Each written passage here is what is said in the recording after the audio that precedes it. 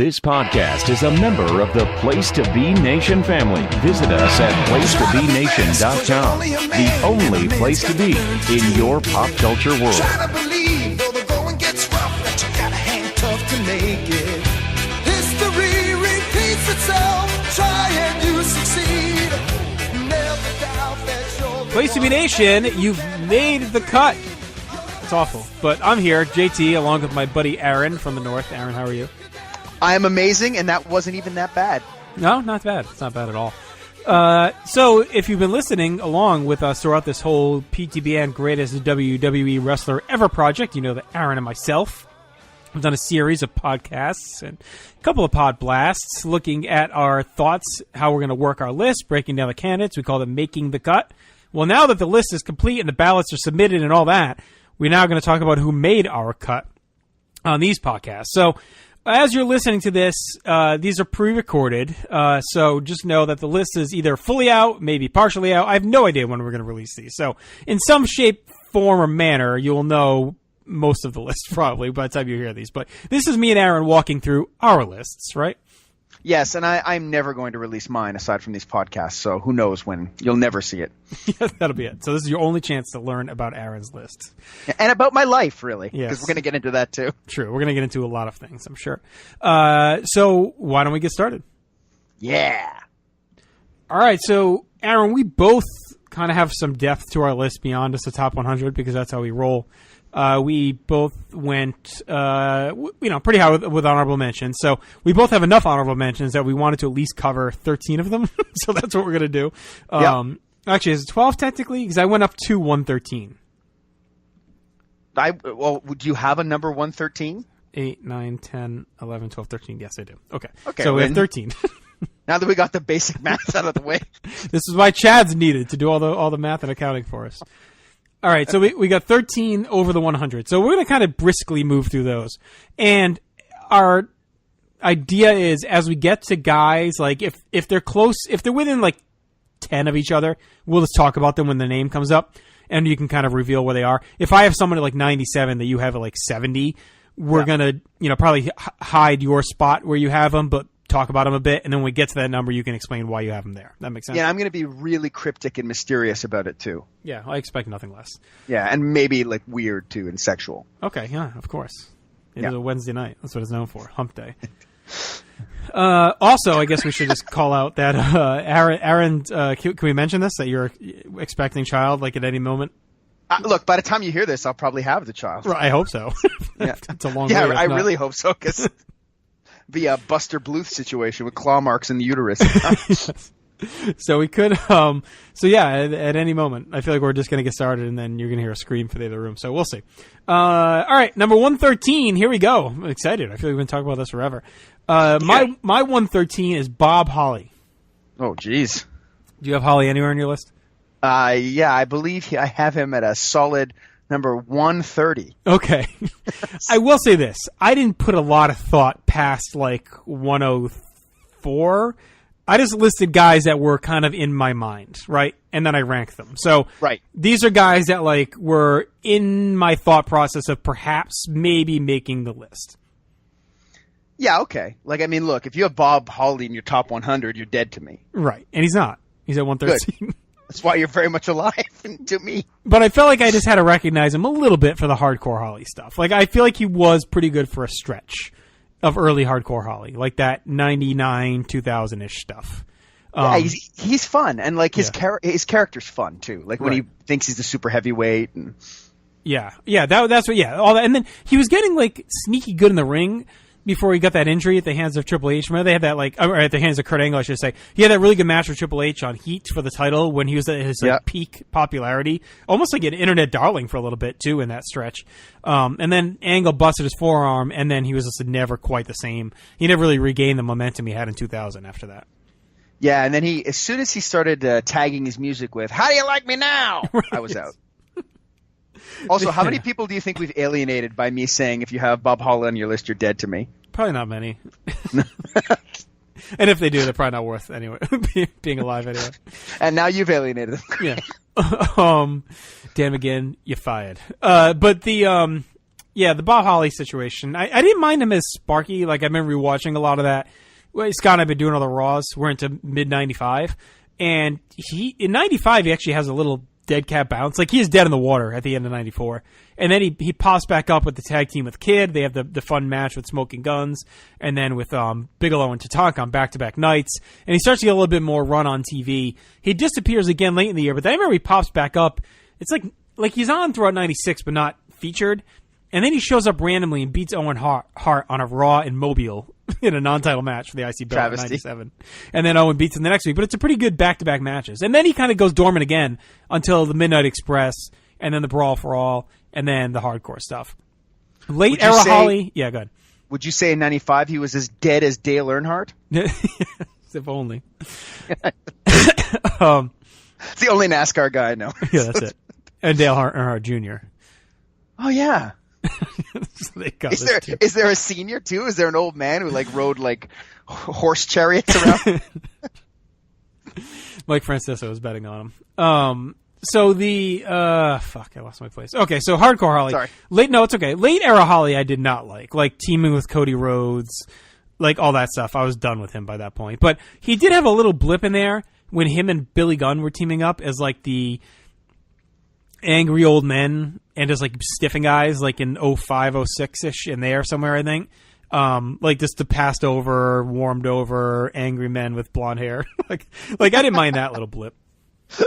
I did not enjoy him. I mean, when who was it? When Pooter was in the Pooter? What is it? Pewter. Daniel Pooter? Pewter, yes. Pooter? Okay, when he was in Daniel Rumble. Pewter. Getting the shit kicked out of him by Benoit Guerrero, and the next guy was Holly, and he looked so gleeful to come and hurt this kid. Like, I don't know if I've ever seen anybody happier to be doing anything. Yeah, and I don't know if I can blame him. But he was an asshole. I don't even know his name. I mean, Holly does have a lot of douchey things on his resume. I'm not one. I haven't really factored it. I mean, I guess I can say it now. I think we might have mentioned before. I am not ranking the convicted murderers. So Snuka and Benoit are off my list. But fair, Snuka's not convicted. Yeah, I mean, yeah, he's definitely. That's the problem with the court of public opinion, Justin. Okay. The people I'm confident murdered people are off my list. But there's a lot of other guys with many other transgressions. So yes, I didn't really factor those in unless it directly affected. Yeah, but even then, I was kind of lenient. Like the political backstage stuff, I didn't really factor in too much, you know. So I didn't. A guy like Holly who's a prick and stiffed guys. Yeah, it's shitty. So maybe subconsciously it played a role in the back of my mind to say I don't want him on my list. I wouldn't stand for him. You know, I wouldn't fight on the hill for him because of some of that stuff. But whatever. I mean, he's everyone's got that shit. So yeah. Yeah, each one of them has ruined at least one person's life. Usually a significant other. So, can't really take that too seriously. No, not at all. All right, do you want to touch on your 113? Sure. I mean, I think mine was a little different than yours because I made my list really early, right? Yeah. And then, as we talked about, I'm sure. And then there was a lot of guys I researched. And so what we're into here are guys that I originally probably put in the top 100, but got bumped out as time went on. Okay. And I would say a good 25 guys got bumped out of my top 100. Right. And so my 113 is a guy who I really Cat. wanted to – pardon me? Battle Cat. Yeah, it is Battle Cat. 113A is Battle Cat. He had a big jump-up moment on Superstars of June of 1990. When he purred and played with that ball in the ring, I was in cat heaven, right?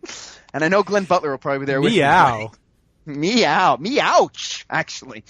But my 113 is the guy I wanted to include, but I just couldn't justify in the end, and that's Luke Harper. Yeah. I think Luke Harper is a beast in the ring. I love watching him every time he's out there.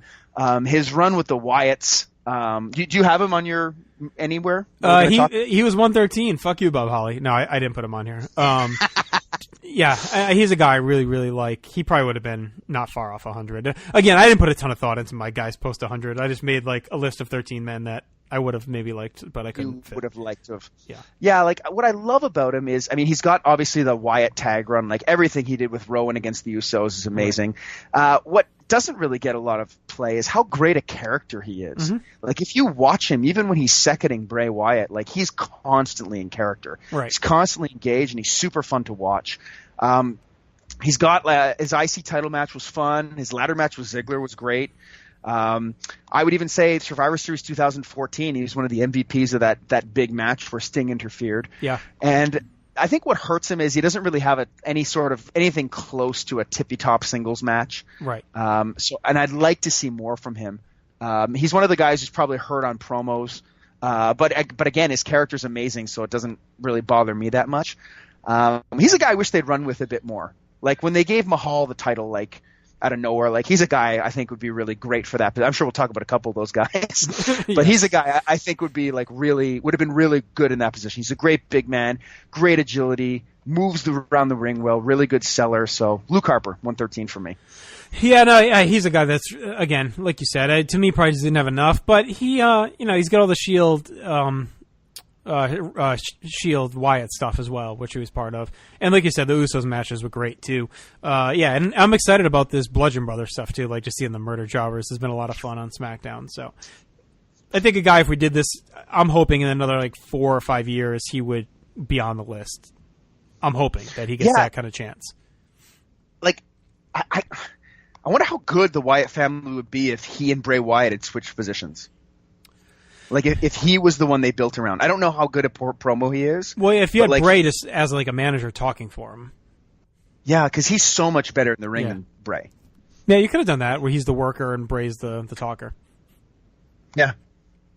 And then Bray's the guy you're trying to get to, right? Like the boss. But Harper is the guy that like does all the work. Heenan back in the day. Right, basically, yeah. No, he's too good. All right, my 112 is a guy I just mentioned a moment ago, and that's Billy Gunn. I do think he has enough on his resume to at least warrant a quick conversation. I didn't really seriously consider him for the 100 because I think there's no one I'd be willing to bump for him. But I do think, he had a bunch of good matches with the Smoking Guns, all of the big moments with the New Age Outlaws. Was, for better or worse, one of the most recognizable stars of the Attitude Era, at least the early portion of it with, the Mr. Ass gimmick and all that. It was fairly well known. And he hung around for a bit and had, sneaky stuff here and there. A guy that really doesn't have, again, like you've mentioned for Harper, a guy that didn't have that standout singles match. They tried, but he never really cracked it. But he's got his moments and mostly just a tag guy. So, again, you'll see this kind of a trend here. My bottom guys that missed the cut, tag guys that didn't really ever get that moment as a singles. But my favorite all-time Billy Gunn moment is at Survivor Series 01 in the contracts, what the fuck it was called, Battle Royal. Do you remember what it was called? The Immunity. Feast or Famine. Yeah, Immunity Battle Royal. Feast or Famine. When he goes to do the famous round, the crowd just blows up out of nowhere, and even he looks surprised that anyone cared. Like that was the highlight. That and Vince telling him and Big Show that he doesn't care if they call themselves Double Trouble Crap on a Stick, for all he gives a shit, whatever they want to call themselves. But I think Billy at least deserves a nod because he was there for so long. Was a focal point for a lot of the time, especially in the late 90s, and some memorable moments. Yeah, I have him at about 124. Like, I thought about him, too. Same kind. Like, everybody who I really thought anything of, I kind of gave consideration to. So you're right. I think he's really hurt by that failed singles run more than anything else, though. Like, if he had even had just a passable singles run, I think he might have snuck on because his tag work is actually quite solid. Like, Smoking Guns are pretty underrated for that era. Oh, yeah, and they had no one to work with. I mean, nobody. No. And you're right. And especially towards the end. Like, I just watched the match the other night where he was fighting Jamie Noble so Noble could sleep with Tori Wilson. Yes, that's kind of his last big feud. Well, he's around. I think he's around to like 05, but. Yeah, that was like kind of his last like featured. They kind of rebooted him as Mr. Ass with the music again and all that. On SmackDown. And then he has that match where he gets the shit kicked out of him by like I think it's Mordecai or one of those guys in 04. Yes. But. And then he comes back in was it 2015? Yeah. Or 14? Blip. Do they win the tag title? They do, don't they? Yeah, we were there. Weren't you there? That was that Pittsburgh or Philly where they won? Yeah.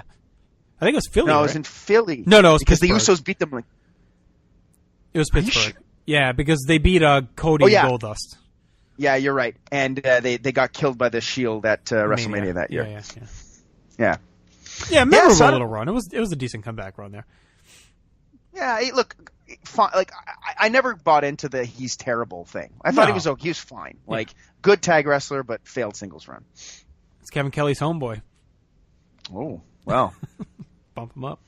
All right, what's your 112? John Morrison. And I think you have him higher, right?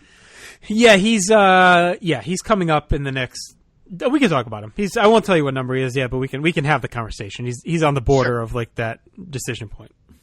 Sure. So for me, I really like John Morrison. Like I think, if you were to, the guy still to this day looks like a star and moves like a star. And when you see him in TNA now, like when I saw him in TNA, I brought my 5-year-old son to the TNA tapings, and he was all over John Morrison. Like it was like he really dug everything he did. Yeah. I thought it was a pretty solid heel and a really good face. I thought he was good at both. Very good tag work with Eminem, and but also really decent singles run. Yeah. Which I liked. He's got that Eminem run. They have that feud with Hardy. I think he's a pretty underrated television worker for the time. Like when there wasn't a ton of great TV performances, I thought he was quite good. Dearth of talent during that stretch. Yeah. I liked him in ECW fighting Punk.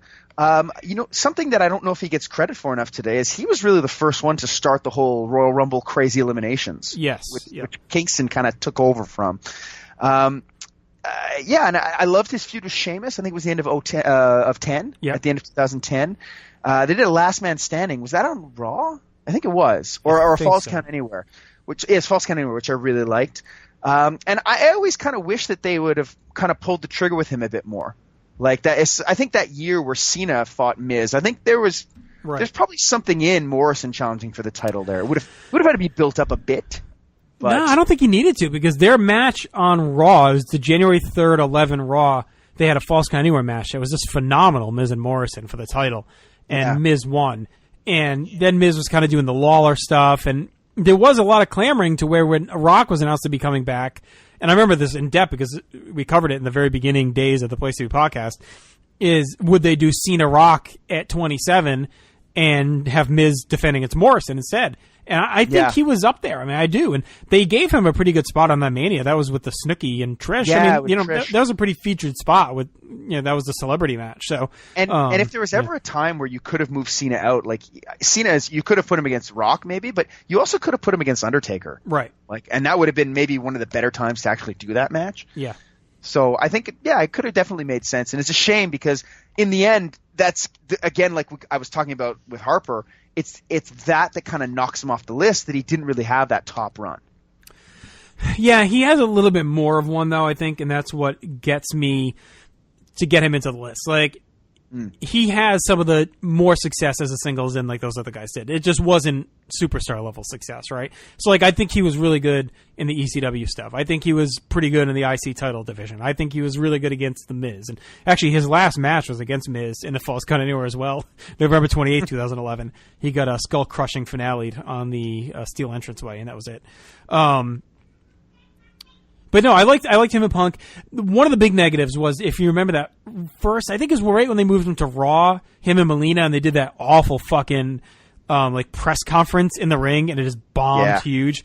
And I think he did take some time to recover from that. His M&M work is top notch. They had a ton of great matches. The biggest ones you could mention were with the Hardys. I mean, that may be the best classic style pure tag match in WWE history. That M&M Hardys until we get to the revival stuff, probably this like in the last couple of years. Yeah. Okay. Yeah. I agree with that.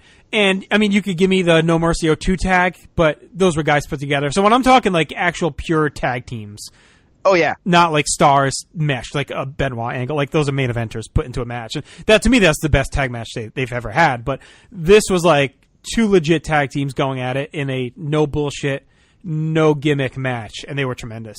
He's got some good jump up moments too. Even the stuff with K-Fed, remember, like he was involved with all that with Cena. Yeah. So he was around for a while, and I think being the workhorse of a division that was lacking big time when you think of the emptiness that was on TV during that stretch, like you mentioned. I think that goes for something too, because he definitely stood out amongst that pack. He had that really good match too with Shelton and Carlito, if you remember the IC title 3-way. Yeah. Yep. I think he's just hurt by the fact that like he was like the kind of the figurehead of that division in a time where the company didn't give a fuck about that division. Right. Yes. So the characters were kind of non-existent. The storylines were non-existent. It was like you'd have an intercontinental defense 1 month, and then you wouldn't have one for another 3, and then it just pop up. Like it was that kind of thing that I think kind of makes him seem less important than he probably was. Yeah, I'd agree with that. But on the flip side, he worked, you know, like he got it done. Yeah. And I even liked him as far back as when he was doing the Johnny Nitro stuff with Bischoff, and he was kind of the lackey. Like, I thought that was pretty good. Like, you know, I thought he had some good. I always thought he's a good character, even though he wasn't the best talker. But I think he's worked on that. I think if he ever comes back, he's a guy like a Drew McIntyre or a Jeff Hardy, like that could have like a big time run because he is more comes off across more as a big time star now than he was then. Yeah, I hope he does come back. Yeah. Like, I mean, I don't want him to come back and then for them to bury him. But like, no, yeah, I think they know he's something. He's got like, the look and everything else. Yeah, and he's gotten better at the character stuff. Like, I don't know if you watched a lot of Lucha Underground, but yes, I did. His character on Lucha Underground was really nice, really strong for a while. And he's finally done with Melina, right? I think he's with he's banging that other one, Taya. Okay. Yeah, so that's good. Because I do think she was a big part of his stunted pushes.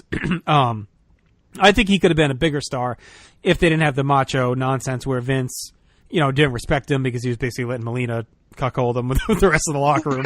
So, I mean, he, you know, remember he never stood up to Batista and all that stuff, and they lost respect for him. And, like, I do wonder if he would have gotten even a stronger push if he was looked at in a better light. So, I do think she was an anchor around his neck for a while there, too.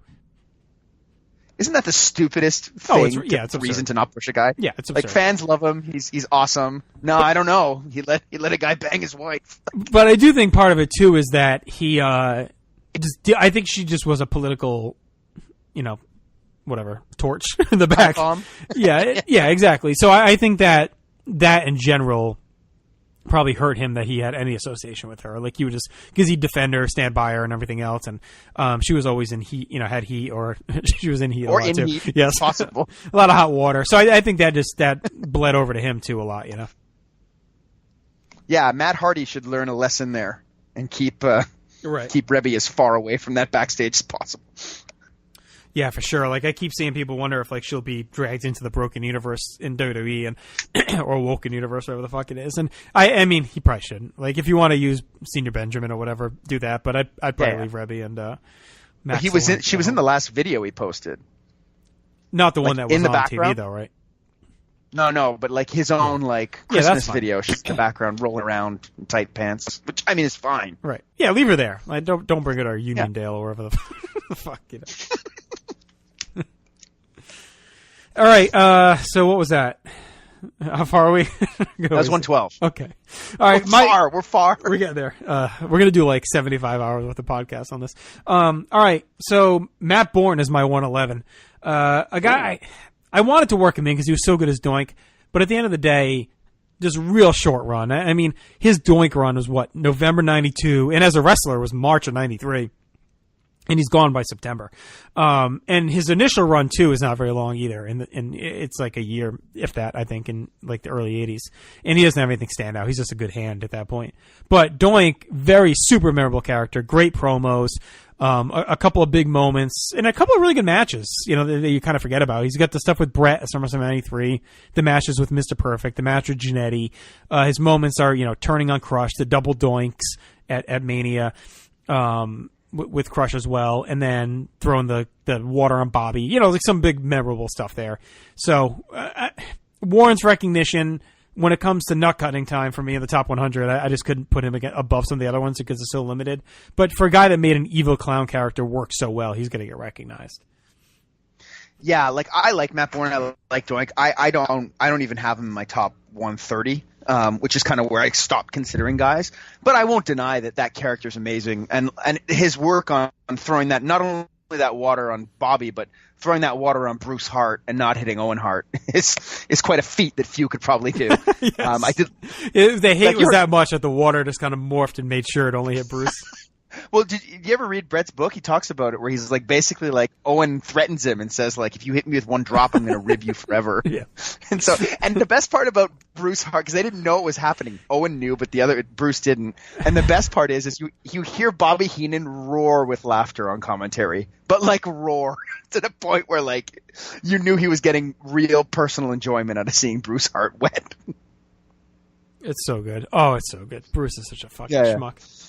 Yeah, Bruce is a prick. But Doink is also a prick, but a good prick. I love the I actually just watched WrestleMania 9 not too long ago, and I like that moment, like where he comes out and smacks him with the cast, and it's kind of hokey in a show full of stupid finishes, but right? Like, but it's good. If that in a vacuum would have been fine. So I think if Doink had always been Matt Bourne, there'd be no question he'd be on the list. Right. Unfortunately, we didn't get that. We got a lot of crap after that. So.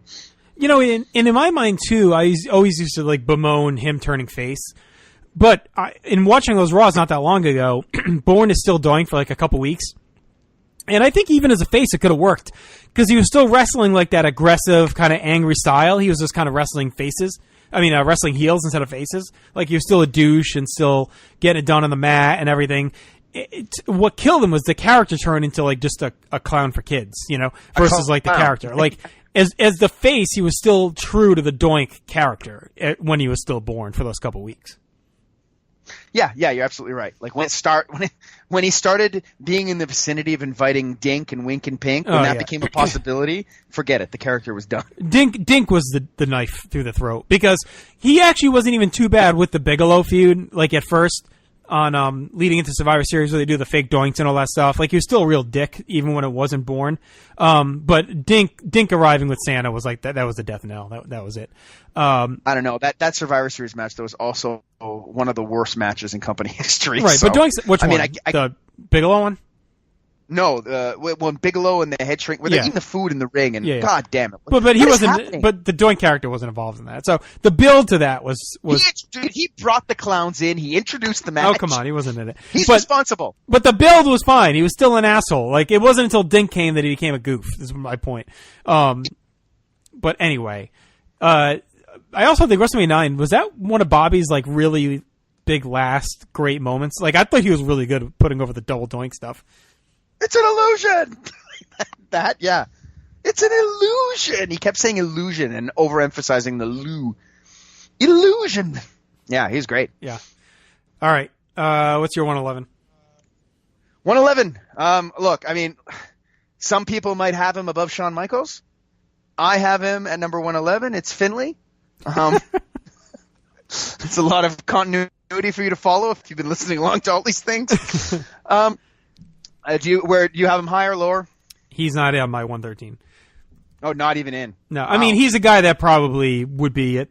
Again, I want people to know the key guys I consider from 100 to 113, but do not take this like there might be like 10 other guys I probably would have put above Bob Holly, but I really just stopped putting the effort in. You wanted to talk about Bob Holly, I understand. Right, well, I just get to the point where like I was just done thinking of guys, and I'm like, those were guys that I kind of had scratched on a piece of paper, so I just kind of put them in this bucket at the end. So yeah. Finlay, I probably would have had him like around here is my guess. Yeah, like, and look, he's clearly great in the ring. Yeah. He's really good as a heel. He's good as a face, too. I hated his tag team with Hornswoggle. It made me want to kill myself. I liked that he looked like a crazy old man who'd beat you up if you went on his lawn. I liked that a lot. I had a real problem with the shillelagh, but I have a real problem with weapons that would kill you in real life. Like, I have the exact same problem with the sledgehammer. Like, as soon as I see a sledgehammer hit someone in the head in a match, it's like, I'm out of the match forever. And that's how I feel about the shillelagh. Like, it might as well be a katana, like, that you're hitting someone with. I did like his original U.S. title run. I liked his work in the Money in the Bank matches that he was in. He was a very good television worker for SmackDown for a very long time. Oh, yeah. Very few bad matches. But he's just hurt by never really having that tippy-top match. Or moment, or like not even a great match. He's never really used to his potential, and I really think the face Hornswoggle stuff is really not that great. Now, his character work though I like because he's exactly what he says he is. Like that little bit of I love to fight, like that's exactly him, and it came across. And stiff guy, stuff looked legit, good, like just a really good wrestler, but just killed in this list for me by the lack of great moments. Yeah, Will's stiff too, talking about him, so it works Yeah. well. To me, the death knell of Finley was when they switched from the slower music to the Hornswoggle's stupid music. Oh, form. yeah. That was like, to me, that was the turning point of not coming back. Because I didn't mind him when he was a little bastard and he was beating the shit out of him and throwing him in the ring. When they revealed that he was his son, that was the turning point. And they were like happy friends. Yeah. Like, I liked when he used him as a weapon. Like, that was fun. Yeah, that was fine. Or Yeah. he'd come sneaking. Yeah. But no, I don't want to see this man with his midget son, like, living a happy life. Like that, I hated Yeah. that fucking song. That was. I wonder what Irish people felt about that. I don't know. I know Glenn loved it. He's This not is Irish. all we think. This is all we think of your culture. Yes. An Midget. angry, drunken, mad guy and a midget dressed as a leprechaun. I mean, I think it's pretty accurate. But Well, they're leaving out the drinking and the sadness. Yes. There's a lot of that. but yeah, great worker. I guess his best match is probably the Benoit one in 06 on one of those pay-per-views. Yep, that memorable match. Right? It was like No We can't Mercy. even It was like Benoit's return. Well, they kind of did a round robin throughout that year. Like, Benoit fought Regal on one, Regal fought Finley on one, and Finley fought Benoit on one. Like, they were kind of scattered throughout the year, but they were all kind of match of the night on those shows. Yeah. I liked him a lot in his initial run because he had some really unique spots he would work in, like when he would trap the guy in the ring apron and pummel him there, like stuff like that. He definitely brought out like a smarter style during a time where there wasn't really one. Does that make sense? Yeah, and I remember when he came back, at first I was like, oh, him? But Yeah. he was always kind of a breath of fresh air because Yeah. he was constantly doing those things. Yeah, doing different stuff. He had a realistic style. He worked smart. Like, you could just tell he was a good guy to learn from. And that's why I thought it made a lot of sense when they paired him with Lashley. Like, that was a really good feud.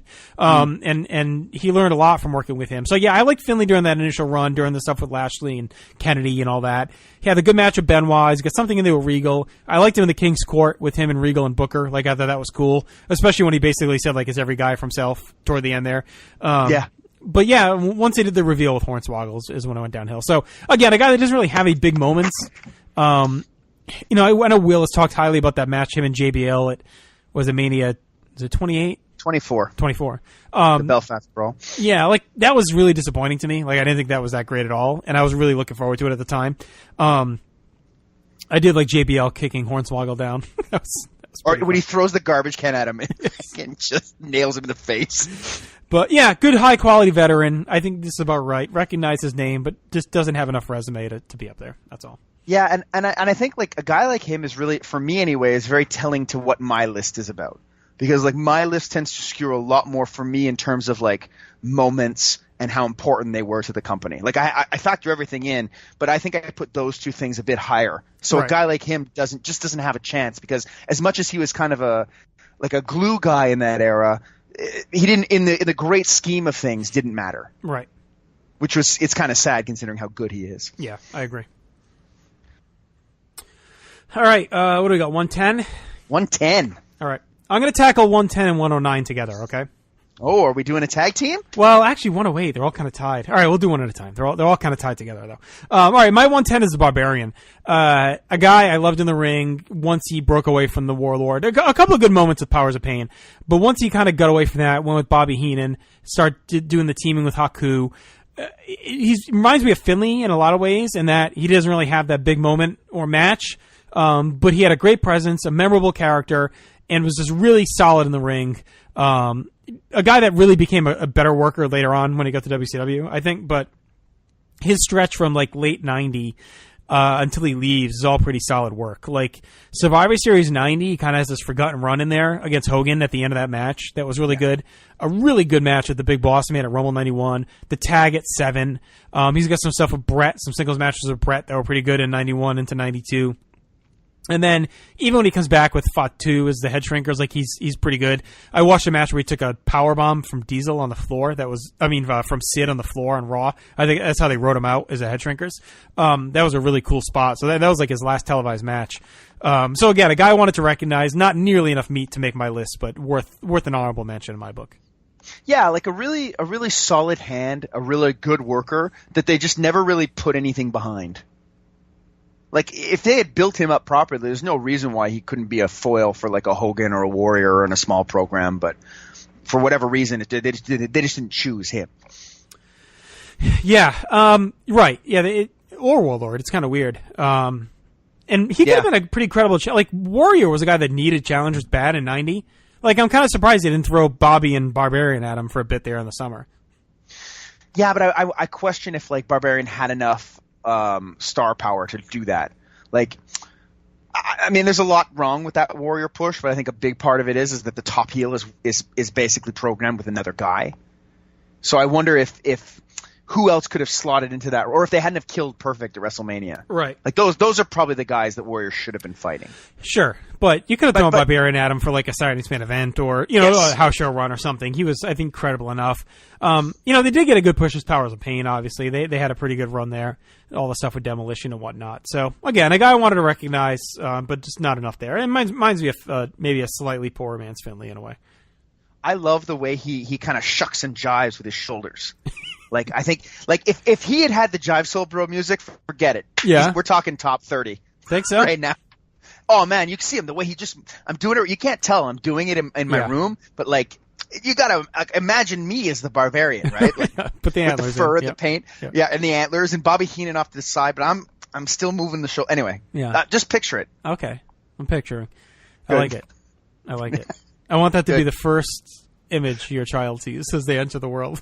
Oh, look, we call all, because the first child, we didn't know we didn't find out the sex ever, right? Yeah. So we called it the Yeti after the Yeti, obviously. And my wife begged me not to scream, "It's the Yeti." It came up. So you're gonna yell, "This is the Barbarian" this time? I think I'll be dancing as the Barbarian. The Yeti. A great top rope clothesline. He just destroys Tito at 6 and Hogan at Survivor Series 90 with him. That boss man match I love. Oh, it's so fun. That's Rumble, right? Yeah, Rumble 91. They just beat the shit out of each other. Yeah, it's fun. All right, what's your 110? 110 is a guy I wish I could have included. I love him so much, but there's just not enough. And that's Rusev. Rusev, yes. Like, I don't know, where is he for you?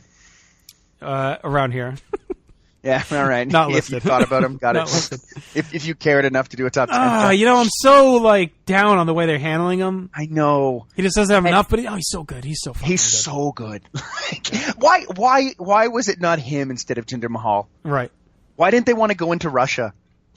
That's a big market. There's a lot of places, a lot of cold places they could go. Amazing foreigner heel, like very strong. His initial run's amazing. Winning the U.S. title from Sheamus was fun. I really like his run against the Giants, like when he's fighting Mark Henry and he's fighting Big Show. He's got this moment in one of his matches where I think it might be against Big Show, where he basically puts his head next to his back to see if he can hear his heart. And I love it. It's like an animal killing someone. And I think he just got absolutely destroyed by the Cena feud. It just killed any momentum he had as a character. But in a way, it actually after that is when he started to get like really good. His personality started to come out a lot more. I think he had to stay relevant. Like he's just doing whatever he can to not be forgotten. I agree. I mean, he's really great. He's really, really, really good. Really funny. Underrated comic guy. Oh, he's hilarious. His timing is so good. I mean, he's getting 80 in English over in this ridiculous tag team with the Rusev Day stuff. I mean, he warrants consideration. He's a guy like Harper, where I'm hoping if we do this in 5 years, he's way up there because they use him finally. And I don't get why they don't. I mean, he has everything they want. He's big. He's a pretty good looking guy. He's funny. He can work. Like, maybe he's a little too short, I guess. Is that it? I don't know. Is Vince angry that he has a hot wife? Yeah. That's been said was part of the issue with them, right? For sure. Yeah. It's so stupid. Like, and that whole thing with them getting punished for announcing they were, like, the announcing they were engaged is the stupidest thing I've ever heard. Right. Ever in my life. Right. Not only that, like, if you're an actor on a show, like, we get that you're not the character. But right. But Triple H and Stephanie on their Twitter accounts say things like, "I play a bad guy on TV." Yeah, you can't. I mean, it's ridiculous. But in this era, it's ridiculous. You can't be on one hand doing Tough Enough on the network or the 24/7 or whatever the fuck it is, the thing where they were doing the training ground. What was that, Breaking Ground? Yeah, that whole thing where they're right. And you can't do that on one hand and having Triple H giving emotional speeches and taking pictures of everyone, and then on TV he's doing whatever he wants, and then you punish Rusev for saying they're married or whatever or engaged. Right? And they stuck with that whole awful Dolph stuff. Like, it was just a rough go, but. A guy, I mean, the Tank alone gets him at least into the conversation. The Tank was amazing. He should ride that thing down to the ring every yes. Rusev. All right, my 109 is yes, in relation to the Barbarian, and that's Haku. Really solid in the mid 80s with the Islander stuff, both as a face and then as a heel. They're so good. Him and Tama are great, and I'll just say it, I have Tama at 108, so I have them at 109, 108. And Tama's a guy I've actually gained a lot more appreciation for, both through watching and from listening. From listening to Tag Teams Back Again with Kelly and Marty, they did whole retrospectives on the Islanders, just realizing how much talent that guy had. Also, his work, I always fuck this up, but I'm pretty sure it's the same guy, right? That was doing the Tonga Kid stuff with Roddy Piper in '84, but with Snuka. Sure, I don't know. Yeah, I don't want to. Pretty sure that was him. Yeah, let's go with that. Yeah, it was. Yeah, Tonga Kid. Yeah, okay. Yeah, it was. Same guy. So he comes in as Tonga Kid in 83, 84, and he's part of the feud with Snuka and Piper. Just real hot feud. Just crazy pops and everything. Then he comes back. He starts teaming with Haku. They turn heel, and he is, if you haven't watched his stuff from 87, just, if you want to see, like, perfect heel work, it is him. Like, every sneer, every grouse at the ref, as he's walking through the ring to tag, he'll stomp the guy in the face and then laugh at the crowd. Like, every little heel mannerism you could want from, like, a tag guy like that, he has it in spades. Charisma through the roof. He's a guy that I think could have been a big star if it wasn't for drug issues. Great tag matches as part of the Islanders, both with Strike Force, the Can-Ams, and all that stuff. And of course, memorable feud with the Bulldogs. They had Haku and Tama when they sold Matilda and all that. Tama fades, and then Haku, of course, travels on as a singles guy. Again, no big jump up moments or matches, but just more solid career stuff, like a Finley, a guy that you could throw in there for 20 minutes with Hogan and you get a good match. A guy you could throw in there with a Tito Santana, Big Boss Man, whoever it was. You could put him in there. You were guaranteed a good workhorse match. And credibility as a tough guy. And then, of course, his great return in the 01 Rumble with the big poofy hair. It was a really fun moment. And then, and even him and Rikishi against, like, Taker and shit was pretty fun for a couple weeks before he got hurt and kind of vanished. But he's a guy, to me, that merits consideration. I know some have him much higher, but a guy that doesn't have much promo skills and no big moments or matches besides a handful. I can't justify putting him in the top 100, but he's good enough and I like him enough to mention him here. Yeah, I got Haku at 103, so I got him just a bit kind of above you. And Tom I don't have, but that's kind of silly of me. I probably should, because I love the Islanders. I find they're maybe my favorite team of that era. And you really have to search for their great matches, but once you find them, like they're just great. Yeah. Like them, and strangely enough, I really dig the Young Stallions as well during that period. I find the tag division then, I like the lower tier guys a lot more than the upper tier guys. But yeah, I love Haku. Just a legitimate guy, more than anything else. And his King run, I mean, at first it was kind of stupid, but for me it worked. Like, it gave him something to do, and I liked his match with Harley Race at yeah, that's a lot of fun at the Rumble. The 89 Rumble. Yeah. But yeah, you're right. His promos he gets hurt with his promos and his character. Mm-hmm. Like, no real tippy top matches. What a fantastically beautiful crescent kick, though. Oh, perfect crescent kick. Back before it was when it was just a crescent kick. Yes, and it's a wonderful crescent kick. Oh, look at that! I thought he was a really good gatekeeper. Yep. For guys like going to challenge either Warrior or Hogan, like to get through him first. Like, I really dug Haku, and you're right. His return in 01 was a lot of fun and a genuine surprise, which was rare at the time too. Yeah, because it was great. The WCW Hardcore Champion. Yeah, no, that was a really fun surprise. Yeah, just a favorite of mine as well. Anything on Tama? No, I like him a lot. Yeah, everything you said is, and I love the Islanders. I probably should have considered him more, but I didn't. So shame on me. All right, so who's your 109, and then you can do your 108. Well, 109 is I have Shelton Benjamin. Okay. Yep. 109. Where do you got him about for you? Yeah, a little bit higher. He's in my actual 100, but not too far away. Oh, okay. So we can talk about him here, and then I'll just mention when we get to it. Actually, He's a little bit away, more than I thought. Okay, well, look, I'll just give why he just didn't make the cut for me. I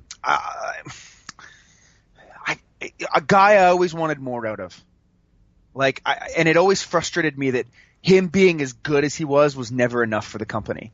Like, he was a great singles wrestler, very good in tags too. I thought he was actually a much better face than a heel. Like, I liked his World's Greatest Tag Team stuff, but I thought his face work was stronger.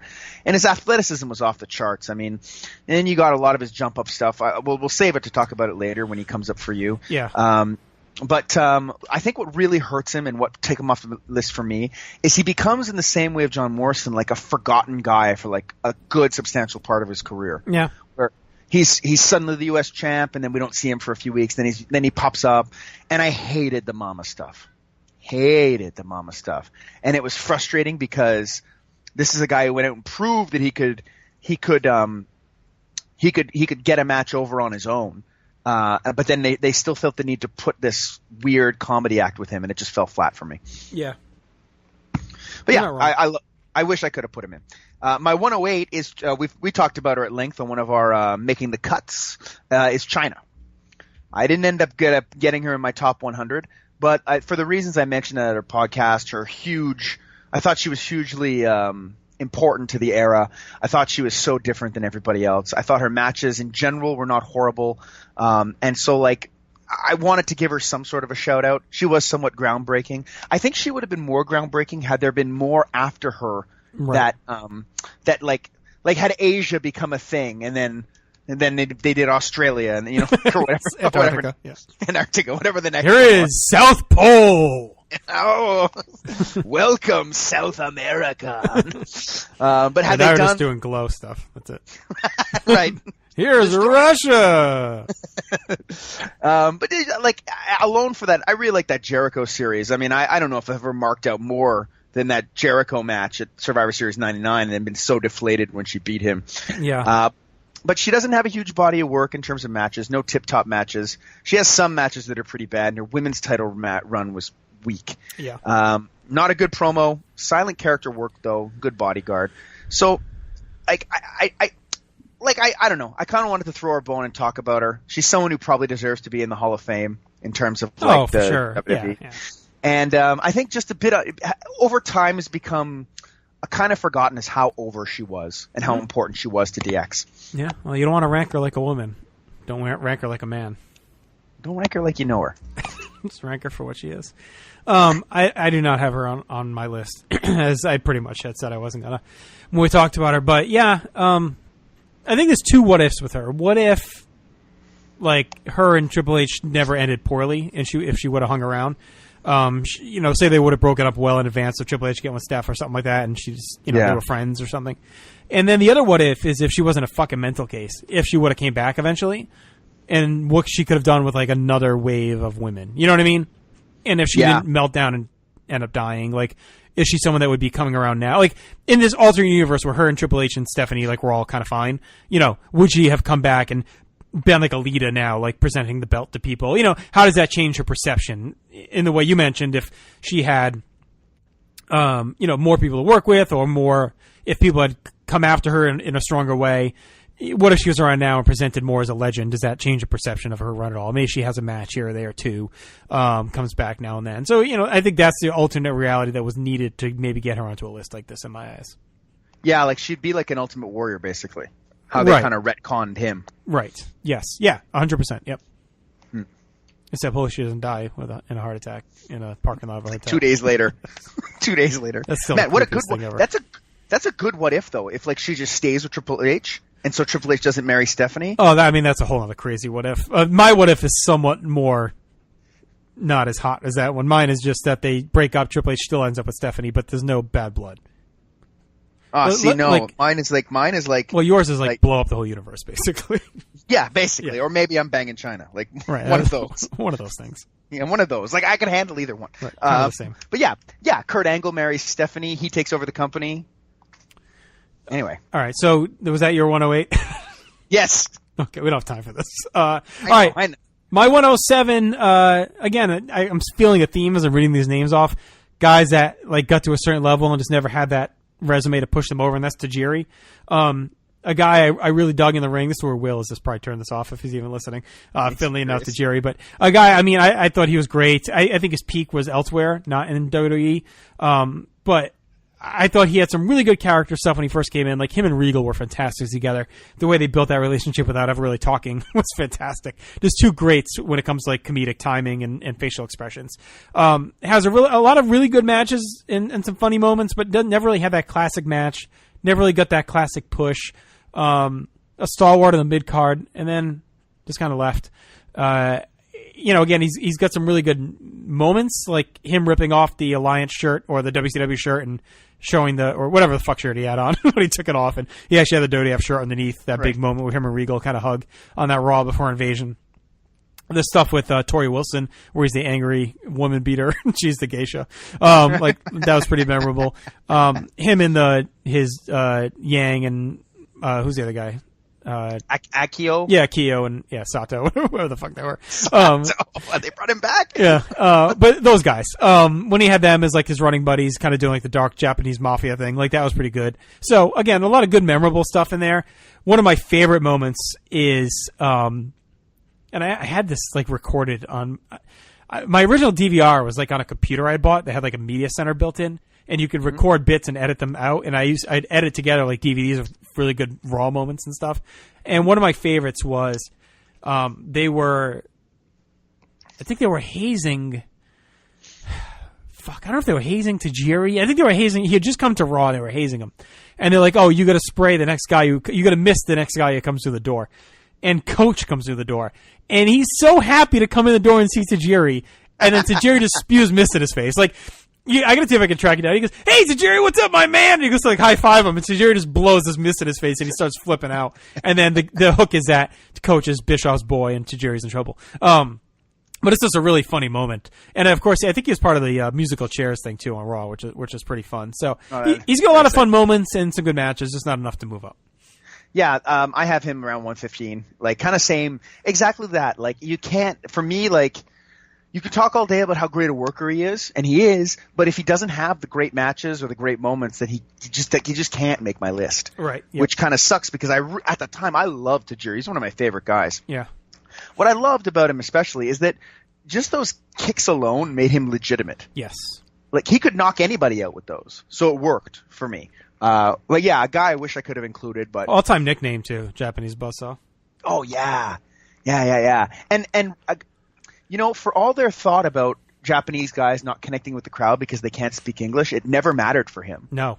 His he mannerisms were perfect. He could speak English. That was the hook. He never had to. He was so good at it, right? Because didn't he speak Japanese, Spanish, and English or something like that? Yeah. The tarantula is a great move too. Memorable for him. And when he was Steve Austin's wise man, Tajiri. Yep. That was a lot of Austin too, but yeah, it really worked. I wish I could have included him, but yeah. Really good, really great guy, great worker. Nice man. I'm sad he didn't get more of a bump here when he came back for the Cruiserweight Classic. He was supposed to come back, right? Did he get hurt? I think he did. Yeah. He was okay in that Cruiserweight Classic too. Yeah, no, he looked good. All right, who's your 107? The Junkyard Dog.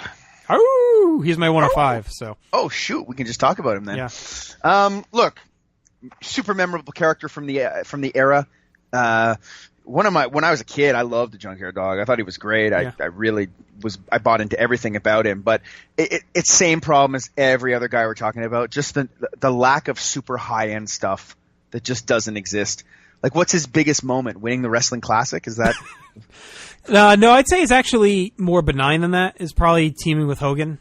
And like when he first came in, like he was teaming with Hogan against like against like Stud and Bundy and like being part of that group and stuff like that. He was kind of like the 1A for a bit behind Hogan as a face. And his feud with Funk is really good, actually.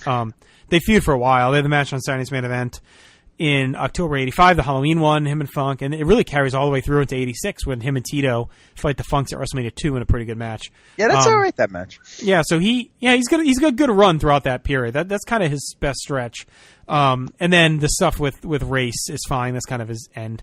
And then he just gets so out of weight and just becomes dog shit in the ring. I mean, he's awful. Like, we watched a match recently for, I think it was the June '87 MSG House Show. It's him and Paul Orndorff in '87, and he just looks awful. And he's around for another year plus at that point. I think he's around until the end of '88. So he's got a lot of dead in the water time there at the end of the year. But for a bit, he was super hot. Yeah. Stinks up the ring with Rick Rude at SummerSlam '88. Ugh, yeah. Dead weight in that Battle Royal at WrestleMania 4. Yes. Dead heavyweight. Yeah. No, by like say dead. Because he is by 3, he's pretty much cooked. I mean, he's pretty much dead. Yeah, his best is he's got a 2-year run in there. That's good from late '84 to WrestleMania 3, and that's about it. He looked exactly like a guy who taught me acting in theater school. And one day I called the guy the Junkyard Dog, and he got so angry he didn't know what he did. Did he know who the Junkyard Dog was? He didn't know who he was, so he thought I was calling him a dog. And it's me calling this Trinidad man a dog. It wasn't a good scene. Anyway. Okay. So yeah, JYD, great promo too. Great charisma, energy, connected with the crowd. I think that speaks to how strong of a character and connection he had, that he hung around as long as he did, because he was a guy that looked like he should have probably been turfed, when they were kind of cleaning house of the older guard by 87-ish, but he hangs around for a while longer. I think it's just because of his name value, and all that stuff there. Yeah. And that Grab Them Cake song was also a thing. Oh yeah, it was definitely a thing. I sang it to my wife the other day, and she got very upset. All right, what are we on? 106. 106. No, you did one of your one? Yeah, you did. Well, one of your 106. JOD was my 105. Yeah. So my 106 is Brian Kendrick. Yeah, I love his stuff with Paul London. I thought that was a lot of fun. I love his The Brian Kendrick run with Ezekiel Jackson. I love that he got his moments in the sun at that Unforgiven Scramble. That was cool. And I've liked him in this run for the most part. Yeah, he's tapered a bit, but I thought his initial work in the Cruiserweight Classic and at the beginning of 205 Live was really good when he was kind of doing the, I'm here because this is all I got left. Like, you guys are young and whatever, and I'm the old veteran that needs the money for my family and blah, blah, blah. Like, I kind of like that version of Brian Kendrick, too, where we saw him initially when he was out there as a young, guy flying around, energetic, blah, blah, blah. And then he comes out here, now he's evolved into the old grizzled veteran role. So I liked watching that growth from him, and he's a guy I've always liked watching in the ring. And I don't know, I don't have London on this list. I probably could just put them together because I liked London working with like Kidman and stuff, but London just never seemed to take it as seriously. Like, Kendrick to me took it a little more seriously than London did, and that bumps him up in my eyes. If you put him and London in the same thing and then put it on your ballot, Stephen Graham would have a shit fit. Just so you know. Okay, I don't care. They need to be separate, those tag teams. Yes. But yes, I like Brian Kendrick. He doesn't come close to where we're talking about now for me. But, this is the guy who used to run out naked wearing just a scarf, right? Yeah, tremendous. Because of that commercial. So that takes some balls. So yeah, I like Kendrick. And I thought he was probably, like, early on in the Cruiserweight tournament, one of the early MVPs of the tournament. Oh, 100%. You can see why they put him in the main event at 205 Live out of the gate. Oh, yeah. Yeah, and he was one of the guys who signed. But yes, I certainly understand. But yeah, no, I really like Kendrick. I love the London stuff. Everything you said about him's right. I don't really have anything to add with him, though. Except for that naked stuff, which was great. Who's your 106? Kamala! The Ugandan giant. Scary. I was so terrified as a child. Wait, so which era of Kamala? Oh, no, we're not. 92 we don't talk about. Okay, yeah. Because that's why he doesn't make the list, basically. There was a tape I rented as a kid where he ate a live chicken. Yeah. I think on an episode TNT. Of it was TNT. Yeah. And I was so terrified of this guy. I'd never seen anything like him. Just a really scary, awful guy, like terrifying guy. The stomach, he just made me uncomfortable watching him. Like the chanting to the ring, kimchi, it all just made me scared. We used to actually in grade school. We probably looked like fucking idiots looking back at it, but we would. We had this. It's all flooded back to me as I'm saying it, and this is how fucking ridiculous it is. I'm about to tell the story, but there's one kid that sat at our table was kind of like a fringe wrestling fan, but he was kind of stupid, and he liked smashing apples on his forehead. And to fire him up before he was going to do it, we would bang the table and do the Kamala song, and then he would smash the apple on his head. And we keep doing it until he'd gear up, and then he'd smash the apple across his forehead. Fucking stupid things we did as kids. How stupid. Yeah. So what happened when you didn't have fucking phones and shit at your disposal? We had imaginations. That's what you had to do. You had to smash apples and sing racist songs.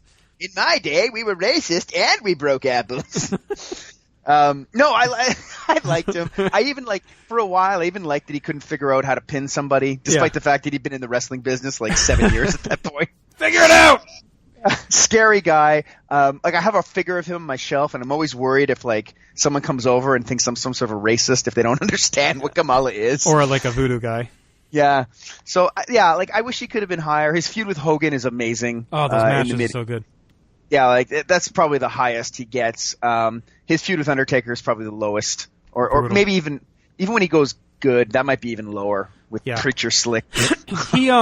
His initial couple months, building up to SummerSlam 92 is not bad. He's really portrayed as a monster. As soon as he walks out of the ring at SummerSlam 92 and he's afraid, that's what did him in. That was it.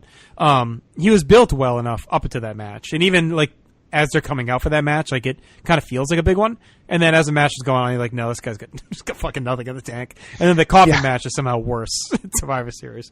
Do you think he's hurt at all by the period of time he was away being too long? With him and say Bundy when he came back in '95. Yeah, both of them I found these guys are back, aren't they old? Yeah.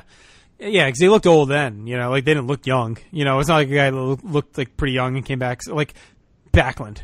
You know what I mean? Yeah. He didn't really look much different when he came back, even though it was 8 years, but Kamala just felt older. You're right. Although, I don't know, to me, I didn't really know him that much in the WWF because I started watching in 90 and I knew from Aftermags and shit, what he was. But I can't say I had seen him in 84 and 85 and 86 and then, oh God, this guy's back. So I guess maybe for me it wasn't as much that. But I just think it's more that they booked him like a pussy against The Undertaker. Yeah. And then the turn was just stupid.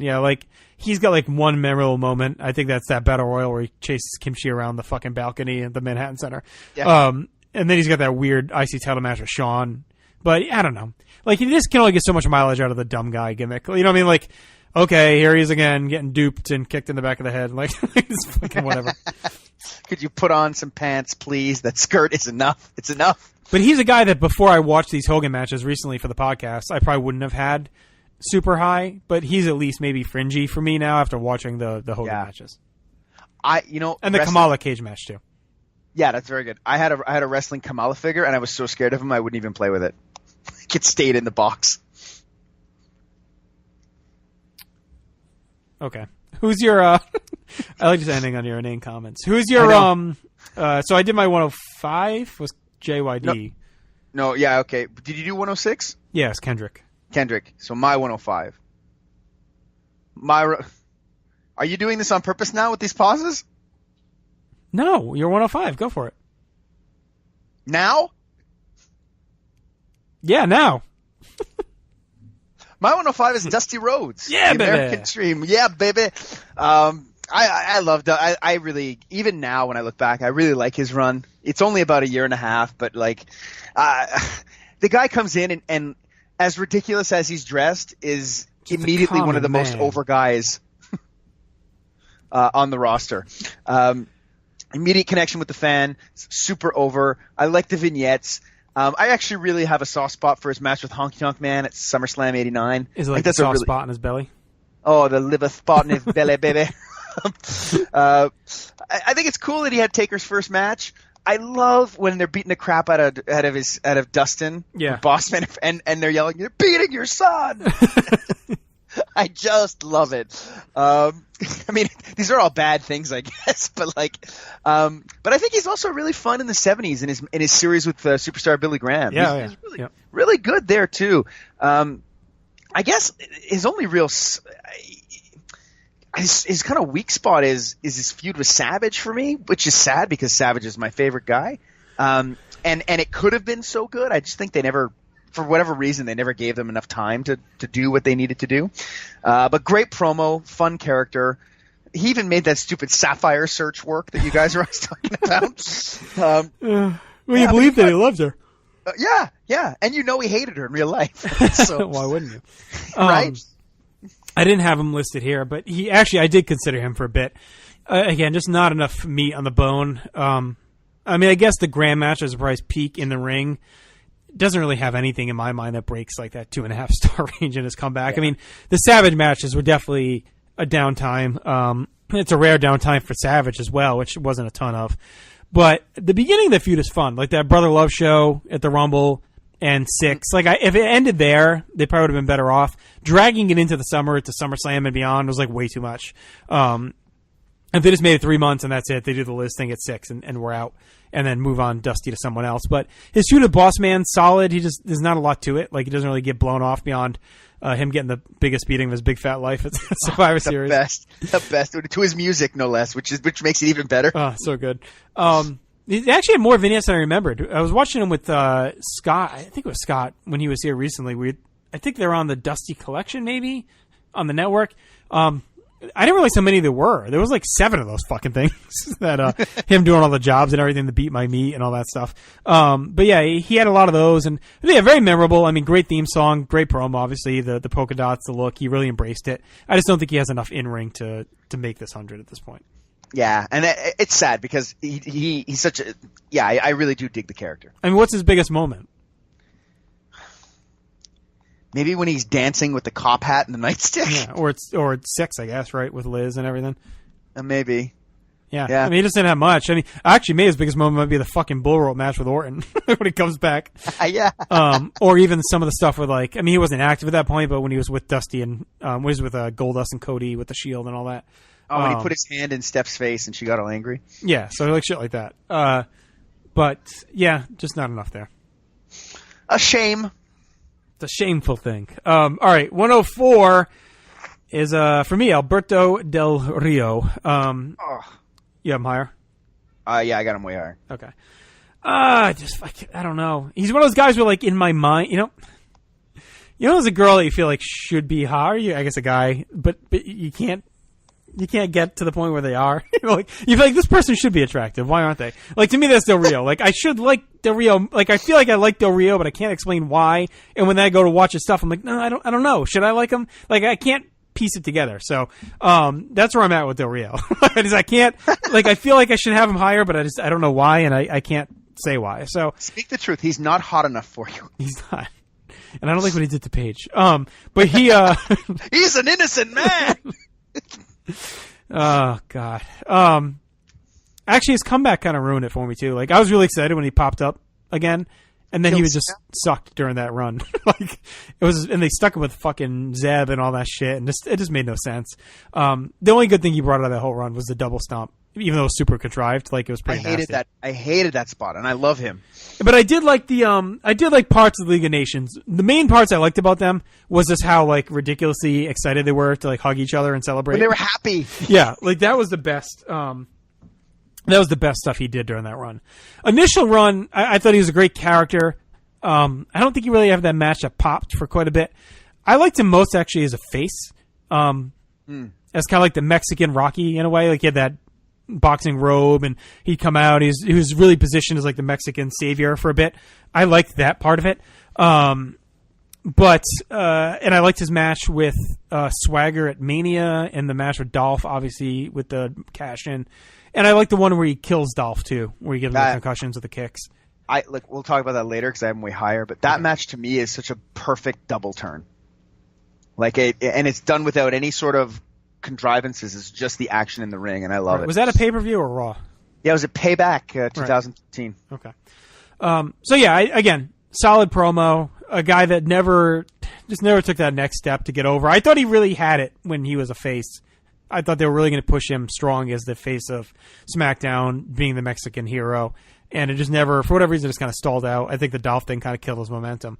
Actually, I think putting him with Swagger hurt him too, in a way. Well, yeah. Because Swagger got that push out of nowhere, and then he got fucked with the marijuana thing and everything. And he didn't really get like a quality heel like feud for the fans to get super behind him. So I think that hurt him too. I think he's a guy that's always got to the cusp for me, but never could get it across the goal line. Yeah, like look, I'm going to talk about it later because he's Okay. really much higher on my list. But Great my song, favorite, though, by the way. oh, when his face song is even better because it's much more festive. Right. Oh, I love the face song. Oh, it's so good. The horns and everything. So good. Yeah. My favorite Del Rio moment, like it does it little, is he fights Christian at SummerSlam 13, which is Yes. a match that's forgotten because it's buried under such an amazing card. Mm-hmm. But he comes to the ring with two black eyes from I don't know what, but. My friends and I were talking about how it looked like he had to fight his way to the building. Yeah. Which just added to his mystique. I just liked that he looked like he could legitimately fuck you up, but we'll talk about him later. Yeah, no, he did. And he's got a couple of good stuff with Punk, too, in there at the end of the year. So, yeah, I mean, he's got good stuff. He's on the borderline for me. He's right out there. I got him 104, right outside the 100 for me. Yeah. My 104, you might have in your 100, I'm not sure, is Goldberg. Yeah, he's just inside my 100. Just inside. So for me, like, I mean, I think we talked about him at length on one of our Making the Cuts. And nothing's changed. So, yeah, we probably can just hit the high go back points to on that. him. Like, look, larger than life. He was always a megastar. Didn't need to be a heel. He was great as a face. Mm-hmm. His Vince debut Russo night, disagrees, but yep. yeah, fuck him. His debut night was fight. The whole Brock series is great. WrestleMania 33 might be like the best sub 5-minute match they've had at WrestleMania. He's just hindered for me. Like I thought his first run was okay. His second run was way better. Mm-hmm. I don't fault him at all for his squashes. I like watching him work. I think his stuff looks good.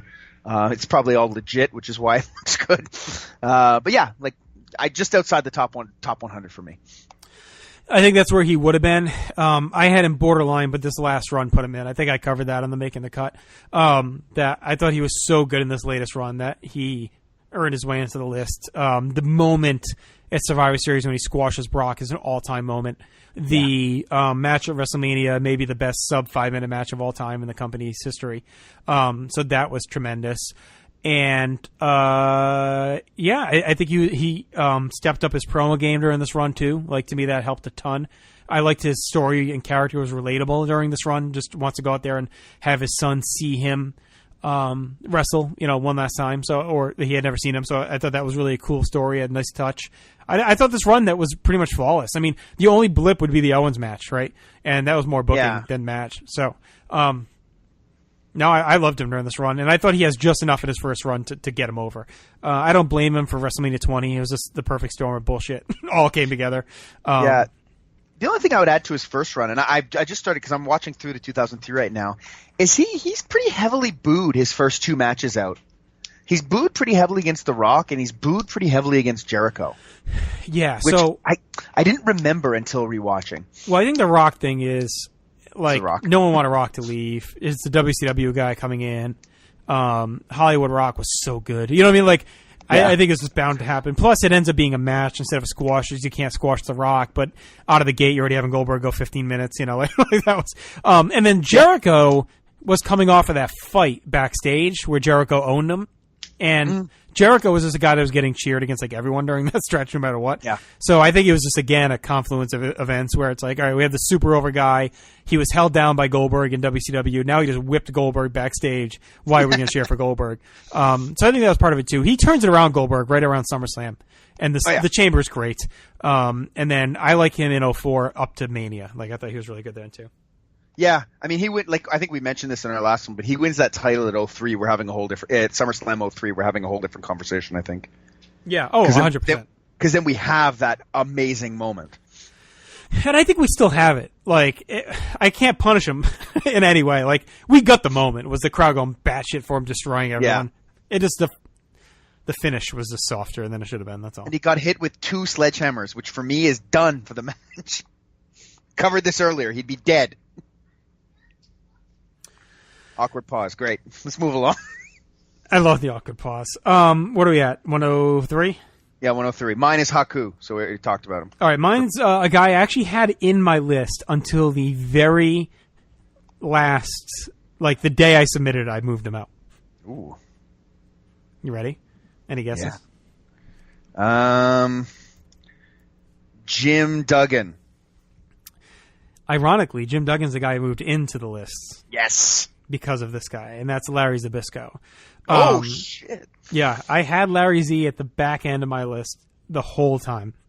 And a lot of it had to do with the Will shows where they talked about him, like, and Yeah. really went over, like, in depth how great he was. The great feud with Bruno and all that stuff. Yeah. At the end of the day, I haven't seen enough, and I don't know. I just couldn't put him over the other guys. Like, at the end of the day, I've seen more Duggan. I understand more Duggan. I get more Duggan. I felt funny leaving Jim Duggan off for Larry Zbyszko at that point. You know, like he was just one of those guys where I wish the list was just 103 and I could have just had him on my list. But Duggan's just a better wrestler than Larry Zbyszko, admit it. yeah. Is he on your list? I have him at 98. Okay. So yeah, yeah. I think that's where I had him. Honestly, it was like Yeah. 98 or 99. Yeah. All right. So go ahead, talk about him. Yeah, like I put him in basically on the strength of the Bruno feud, which I do think is very good. But he's a guy I didn't want to include. So I just don't like him. Like I don't. You're not the into human WCW games of chess? No, I'm not into that at all. His WCW commentary run made me despise the human voice. So so I have him at 98. Bruno feud is great. I really didn't like his tag work with Tony Gurria, which I watched a lot of when I was watching some old house shows to prepare for this. So I slid him in solely on that feud and solely so that someone wouldn't tweet me that I was an asshole, basically. Yeah, that's why I had him the whole time. I had him in there the whole time. Right? Yeah, that was pretty much it. And you were just braver. You were just braver than I was on it just Larry became a Zbyszko. numbers guy for me. It became a numbers game. I had to bump someone, and I kept going back and forth and back and forth and back and forth, and I'm like, I just can't justify it anymore. I had to do it. But I only moved him back a little bit. Yeah, I just haven't seen enough. It is what it is. You know. Yeah. I'll give him the shout out, but there's not enough there for me to have gone by to justify putting him over some of the other guys having the list. His forehead is way too big also. Like, I don't know if we need to talk about that. He always but- had a permanent receding hairline. Yeah. A shiny, like, receding forehead. 102? Go for it. The The problem is I take a second to like get to my list and look something, and you just stop before I think you're going to stop. I'm used to Scott who just keeps talking, you know what I mean? So like you just got to stop, and I'm never like ready for your stop, you know what I'm saying? Yeah, and then you want to fuck me over. I got it. I got it. Everything's becoming clear. Larry Zbyszko, forehead, got it. 102 was like one of my last cuts, which really hurt. And that's Bill Eadie is cut at number 102. Wow. I really, people are really down on Demolition in terms of like a tag team, but I don't care. I love Demolition. I loved watching them. I didn't care that someone would tell you they're dog shit in the ring. I don't think I think they played their parts fine. Someone will tell you they're dog shit in the ring. I don't know. Someone will tell you that. Yeah. But I found they played their parts perfectly as Demolition. I liked his Masked Superstar run too, which was what was putting him ahead of, say, Barry Darso to get him on the list. Well, and the Machine stuff. Oh yeah, and the Machine stuff. You're right, which I also dug, which was a lot of fun. I really wanted to give Demolition a shout out, but in the end, the Masked Superstar and the Machines wasn't enough, and Demolition. I have tag team guys we're going to get to as we talk, but because I couldn't put them both in, I didn't feel comfortable just putting him in. So he finishes right on the cusp. Okay, I have him a good chunk in. So yeah, well, I guess I had the balls with Bill Eadie. I'm stronger than you. All right, 102. Is that where we're at? Yeah. Wait, how did you get ahead of me? Was Edie or 102 or 103? 102. I jumped ahead. Who was your 103? You were pausing, so I slipped right in. Oh, okay. 103 was Haku. Oh, right. That's what I could be confused. Yeah. Okay. 102 for me is Hercules. He's a guy that I had a hard time. I would have never imagined him back in May, like even sniffing my list. But I've actually come to really like him watching the 85, 86, 87 stuff. More of a worker than I thought he was. Really good at controlling the pace of a match. He's aggressive. He's hard hitting. Great look. His match with Hogan on a Science Main Event was a lot of fun. He's actually been the guy carrying Billy Jack Haynes through their matches. He's just had some really good stuff on these MSG house shows. So, like some of the other guys I mentioned so far, doesn't have the big moment or memorable jump up, matches to get him onto the list, but he's actually been enough of a worker to me to understand, hey, this guy was a bit more of a hand than expected. And I haven't even really gotten to, I think his face run is weaker because I just don't think he's good at selling, but I like him a lot in Power and Glory. I thought it was a great team, and I think he did a lot of the work in that, so I think he deserves at least some recognition as a character. I liked Hercules. I have him somewhere in like my 120s. Like I considered him. maybe Jake Roberts' best one-on-one pay-per-view match was against Hercules at There you go. SummerSlam '88. Damning with faint praise. But I really dug Hercules the whole time. I remember as a kid, too, thinking that he was one of those guys who could legitimately beat Hulk Hogan because he was stronger. And that torture rack looked good. I thought he threw really good punches, too. Yeah. I dug Hercules' punches. I think it was his face run, and his music was terrible on his face. And then when it would go high, and he's swinging the chain in the ring.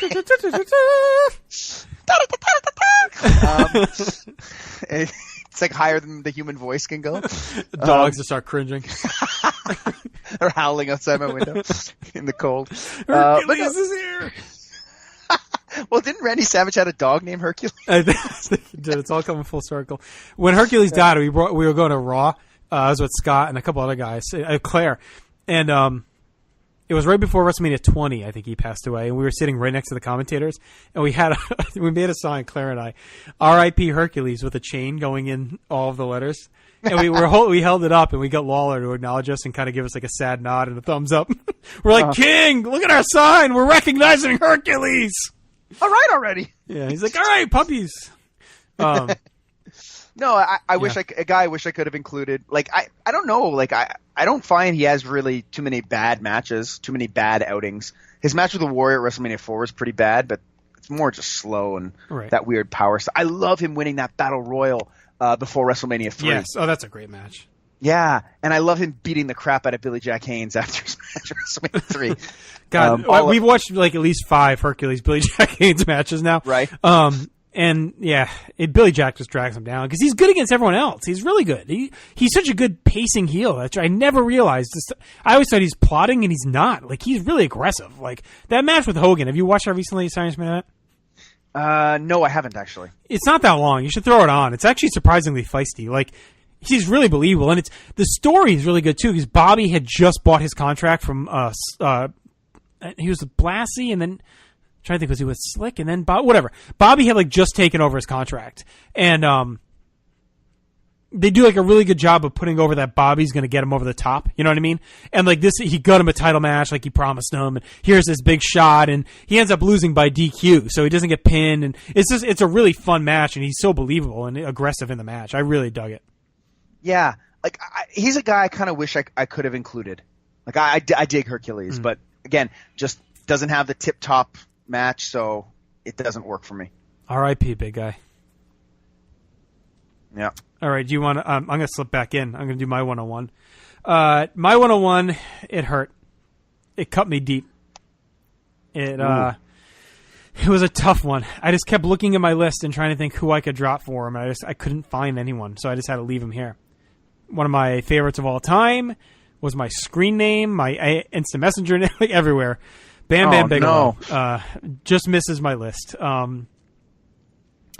Great athlete, great wrestler, decent promo, a couple of good moments, but again, a guy that just lacks the big match to get him over in my list. And I know I keep saying that, and you're going to end up looking at like my 90 to 100 and be like, well, none of these fucking guys had big matches either. But I don't know, like Bigelow just seemed to be missing that little something. The 95 run, I've actually, my new hot take on as hot as you can be about 1995 Raw booking, but the story was always that he got kind of fucked by the Clique and that he was promised like to be a star and all this stuff. Yeah. I don't think he should have been. Like, I think they made the right move actually pushing him back down. He gets hot. He has the match with LT. He's Diesel's friend, but they're trying to legitimize Diesel as like this cool athlete that's schmoozing with Michael Jordan and the baseball. He's doing the rock and jock, and you get this little fucking fat short guy with bald with the fucking tattoo. Like, he just looked like his idiot friend from like the old neighborhood that you just want him to ditch to become a star. You know what I mean? Like, yeah. Oh, here's Big Kev with fucking little Scott tagging along. You know, it's just, I don't know. He's got kind of this whiny voice, and I always thought he kind of got fucked and maybe could have been a star during that stretch. But looking back, I honestly think he would have been better suited just to stay heel and never turn after the LT stuff. And actually maybe fought Diesel instead of like Mabel during that stretch or something. But I think that hurts him that he never had that big run that popped, you know. But again, a really great worker. He's had some really higher end matches, but nothing that breaks like I don't know if he ever broke like a 4-star match, you know. Like he's got the one with Tatanka against Kid and Holly's really good. His matches with Brett are really good. But I just don't think he ever took that step up. And it pained me to leave him off just because he was always one of my favorites. But I just couldn't justify bumping him up any higher. Yeah, I got him a bit high. I got him quite a bit on my list. Whatever. Yeah, like, no, I know. Also, fuck you. I was thinking We're that, gonna like, be bankrupt and broke. Oh, no. I enjoy his work. I think it really depends on what you think of that King of the Ring final match. Yeah. I think that's a pretty solid, great match. I wouldn't go anywhere near 5 or anything, but like, I don't know if I'd even give it 4, but it's really good. It's around. It's for me. It's like teetering around 4, probably. Yeah. I think his time to the time to really push him to the moon was 87. It feels like he was so over after that Survivor Series match. Where that was on him though, right? Yeah, something happened. Right, he fucked up. Well, I think he was just being like super arrogant. He was like a young kid and was bragging about his money. And all that shit. Idiot. But yeah, no, I like Man Bigelow. I have him a bit higher, so I guess I'll talk about him later as he comes up because he's quite a bit higher for me. Okay. Like, it's funny because, like, we keep talking about guys who don't have that, like, tip-top moment. Yeah. So, like, but there's a lot of guys, even on the top 100, that don't have that moment. Yeah. So then it becomes, like, who has more of a collection of good stuff. Right. And I find he has enough of a collection of good stuff to make it. Yeah, he's definitely a workhorse in 93, 94, like, on Raw and pay-per-view. He wrestles a ton, and, you know, the doink stuff hurts him. You know, like, he's really embroiled in that for a while. From like October 93 till WrestleMania 10, he's stuck in that. And then he doesn't really do much. He's with Luna kind of until he gets with DiBiase, and that's when he picks back up. So he kind of has like almost a year of nothing, which I think hurts him a bit too. Yeah, and I mean, it's hard when like there's already kind of not exactly a ton of top guys, and you got him fighting with Doink. Right. Right? Like, whereas Bret Hart's feuding with Owen, Razor's I guess with the Click, yeah. So it's like he kind of gets lost in the shuffle, which is sad. Right, he's a guy like, why couldn't like Savage's feud been with him instead of Crush? You know what I mean? He wasn't buddies with Crush, brother. Fuck you, Bammer. I'm not friends with you. Not getting my feud. But that could have been fun in '94, Bigelow and Savage. That would have been great. Yeah. And it would have worked exactly to the dynamic. Like, I mean, even the Tatanka feud is not that great. Like, they have the fun 6-man at SummerSlam. That's good. That's a good match. Yeah, the Rumble 94 is okay when they fight there. But that kind of peters out, too, after he cuts his hair and all that shit. Yeah. Yeah, and he's in that terrible Survivor Series match. Mm-hmm. I can't believe why couldn't he win that match? Yeah, I don't know. He's good in the Survivor Series 94 one, though. The Corporation against Luger. Yes. Yeah. Yes, he is. But he loses that one, too, so. No, they win that one, doesn't he? No. Yeah. Luger wins that one. No, Luger never won a fucking big match. He loses that. No, Bigelow, I think Bigelow and Bundy are the survivors. No. Yes. No. Yes. No. Let's keep saying no, yes, as I look it up. Luger wins in 93. He doesn't win in 94? I'm looking at it right now. No, $1 Million Team defeated Guts and Glory, baby. Oh, god damn it. I was thinking 93. I think Bigelow's a survivor. Yeah, Bigelow and Bundy survive. What a stupid call that is. Tatanka pins Luger, and then... Wait, hang on. No. Luger pins Tatanka, and then Bundy beats him like 7 seconds later. Okay. Well, guess I'd block that out of my mind. Yeah. Yeah, we all did. All right, who's your 101? And then we can move on to our actual list. Our actual list. An hour on the fucking honorable mentions. My 101 is a magnificent pick. I had him on my list forever. A guy I don't like, but I felt I needed to have him on. But then I said fuck it and bumped him off, and that's Don Morocco.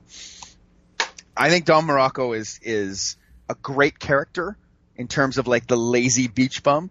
But I could not stand his matches, and I don't think I watched one that was good. Yeah. So it was an easy bump off for me. But that being said, huge important character in the late 70s, early 80s. Yeah, he's on my list. He's a guy I actually had a little bit higher, and then I bumped him down. He's decently higher than this, but I had him much higher, and then as I kind of was going through my list, I was like, I can't justify it. But he's kind of in a group of guys that are similar to him. I'll put it that way. We'll see. Yeah. There. And his marriage to superstar Billy Graham was weird and uncomfortable for me when I was 8. Yes. Yeah, that was odd. But before that, he's really good. So, I guess I'll save that for later. Yeah. Although I will say I did enjoy the Jesus Christ Superstar music for him. Yes. I thought it was completely inappropriate, but It's fun. very elegant at WrestleMania 4. It actually makes him feel like a big deal at 4, and it keeps playing and he keeps coming out for those tournament matches with Billy Yeah. Graham. It actually feels like a big deal. Like that's probably my first exposure to him. I think was probably that show. Yeah, 'cause I think like when I first started watching, I want to say like WrestleMania 5 is one I rented early on, and I kind of worked my way backwards. Like I didn't go to like WrestleMania 1 and move up. You know what I mean? I kind of like watched like 89 stuff and then some 88 stuff. So I think 4 was one I probably rented pretty early in. So that's probably my first exposure to Morocco. Was you were probably like enraptured by the 2 tapes. yeah, oh yeah, it was awesome. Like, oh my god, I get 2 tapes. It only costs 1. Yeah. Yeah, but nothing really of substance there in that comeback. No. Is he fights at? Does he fight at SummerSlam that year? Yeah, he gets killed by Bravo, doesn't he? Like That's minute. it. That's it. Yeah. Bravo had to get that win back from WrestleMania. Crazy. It's crazy. You know, Bravo's a thing, and he's also dead. He died like 10 kilometers from my house. Yeah, he's buried in your backyard. It's weird. Yeah. It's great. Hope you've enjoyed this episode of Making the Cut. Make sure you stay tuned as we continue to work our way through our list at some sort of period of time here on PlaceToBeNation.com. Follow all of our podcast feeds on iTunes, PlaceToBeNation Wrestling, PlaceToBeNation Pop, Pro Wrestling Only, and you can get each and every thing you may need in your pop culture world, especially when it comes to this project. So that's it. Talk to you next time. Yeah! Okay, there you go.